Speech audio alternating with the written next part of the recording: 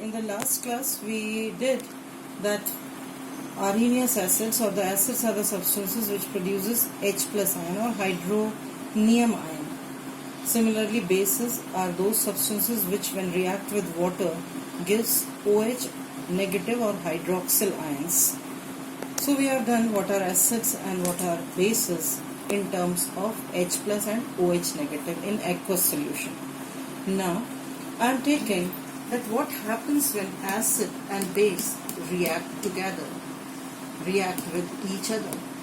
Remember students, when acid reacts with base, salt and water is the product. And the reaction is called neutralization. Why neutralization? Because we are getting salt and water which are neutral.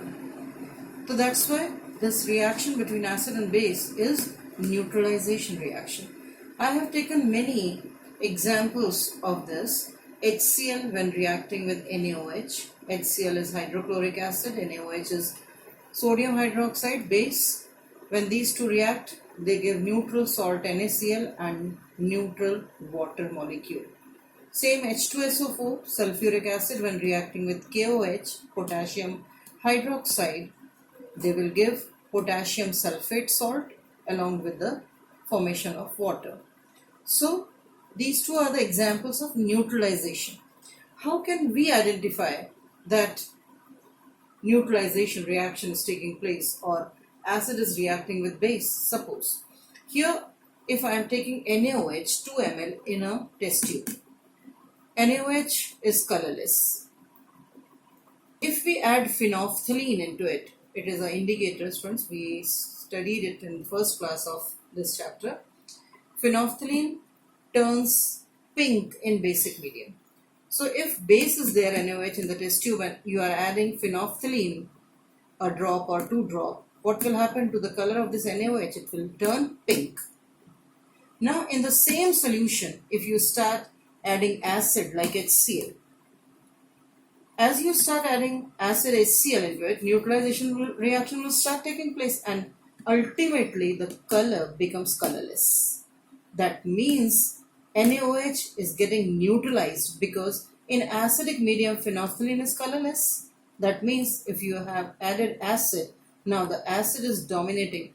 Firstly, this acid is neutralizing NaOH.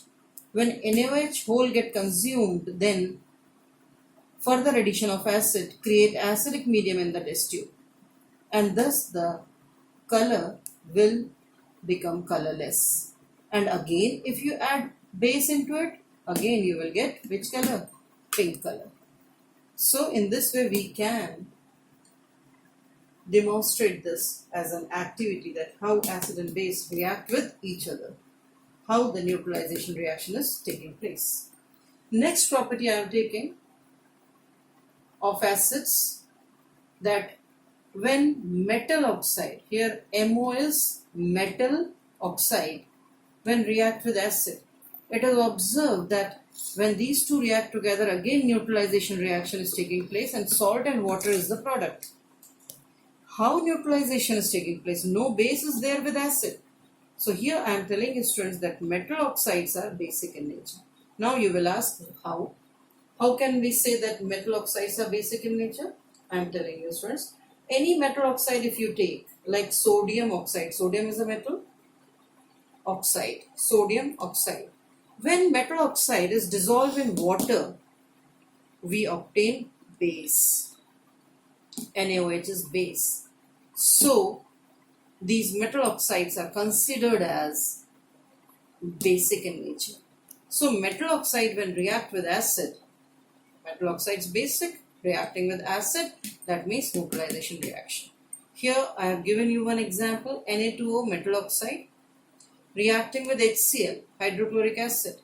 We are getting NaCl plus H2O, NaCl plus H2O. Again one more example I am taking, Al2O3 metal oxide, basic in nature, reacting with H2SO4.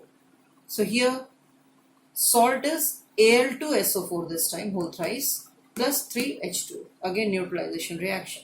So this is a proof that whenever metal oxide react with acids, neutralization reaction will take place. Now here students, If the same metal oxide react with base, friends, no reaction will take place. Why? Because metal oxide is basic, and if it reacts with base, no reaction. So non-metallic oxide, that means, can react with base because it is itself is acidic. अगर metal oxide basic है तो non metallic oxide कैसा होगा? Acidic. ये भी बताती हूँ मैं कि क्यों नॉन मेटलिक ऑक्साइड एसिडिक होता है. Suppose if you add water in non-metallic oxide, like if you are taking SO2 gas या SO3 gas, and if you add water, you will get H2SO3 or H2SO4, sulfuric acid you will get. So non-metallic oxide when dissolved in water gives acids. That's why non-metallic oxides are acidic in nature. So non-metallic oxide when dissolved in base react with base, again neutralization reaction, and salt and water will be the product. Clear? One example I have taken, students, carbon dioxide. Carbon is non-metal, if you know. Carbon dioxide when reacting with NaOH, what we are getting? Na2CO3, which is a salt, plus H2O. So neutralization reaction. Now the next thing I am taking is what is common in acid and bases. दोनों में क्या common है? Both can ionize. Ionize meaning, students, break into ions. Acid breaks into H plus ions. Bases breaks into OH negative ions. We have done it. So both acid and bases have tendency to ionize. Like, or if they are ionizing, that means they are good conductors of electricity. Flow of ion is called electric current. So both acid and bases are considered as good conductors of electricity. How can we prove this? Suppose I am taking one activity, a beaker. We are taking, having a cork in which two electrodes are present, and I am connecting that electrode with 6 voltage battery, then a bulb, a switch, and then the second electrode is connected to it. In this way the circuit is getting completed. Now if I am filling some HCl into this beaker and we observe that the bulbs start glowing. If we are filling H2SO4, in that case also we observe that bulbs start glowing. But if we fill glucose or alcohol, bulb will not glow. Why? Because these are not ionizing into ions, and if they do not ionize, they will not complete the circuit. If we fill any base here, friends, if suppose H2SO4, HCl, NaOH I am taking, in that case also bulb glows. KOH if I am taking, bulb glows, because they all ionize. HCl and H2SO4 will dissociate into H plus and SO4 2 negative, Cl1 negative, and these dissociate into OH negative, Na positive, OH negative, K positive. So acid and base have tendency to ionize, and thus they are good conductors of electricity. So this is common between acid and bases, that they are good conductors of electricity since they can ionize. Now the next thing I am taking is what happens when water is added to acid or base. क्या होता है? अभी हमने किया students पीछे. When water is added to acid, it furnish out H plus. If water is added into base, it furnish out into OH negative.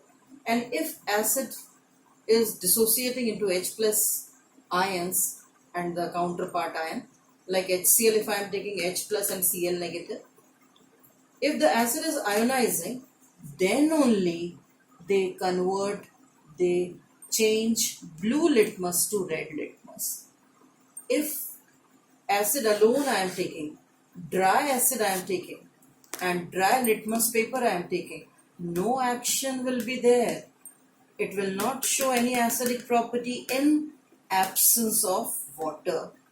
Same is the case with base also, students. In presence of water only, it will ionize into OH negative, and in that condition only it will change red litmus to blue. Otherwise, no change will be observed. Otherwise, this base will not show any basic property. Like again, I am taking one activity, NaCl. I am taking in a test tube, NaCl particles I am taking. In that, I am adding concentrated H2SO4. Concentrated H2SO4, if I am adding, as I am adding these two, some gases start evolving out. Here I have written the reaction students. NaCl plus H2SO4, what product we are getting? Na2SO4 plus HCl gas, twice of HCl. This HCl which is evolving out is dry HCl. It is not having water in it.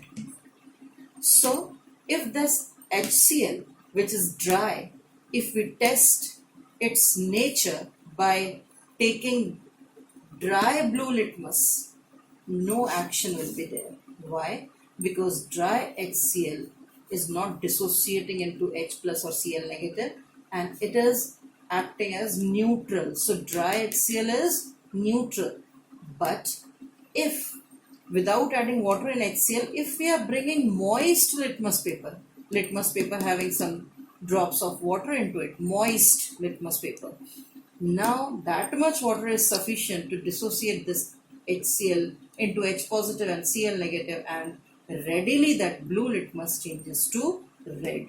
So this activity is proving that acids or bases only can dissociate in presence of water. Now one more thing is left, students, that when acid and bases are dissolved in water, they produce high amount of heat energy also.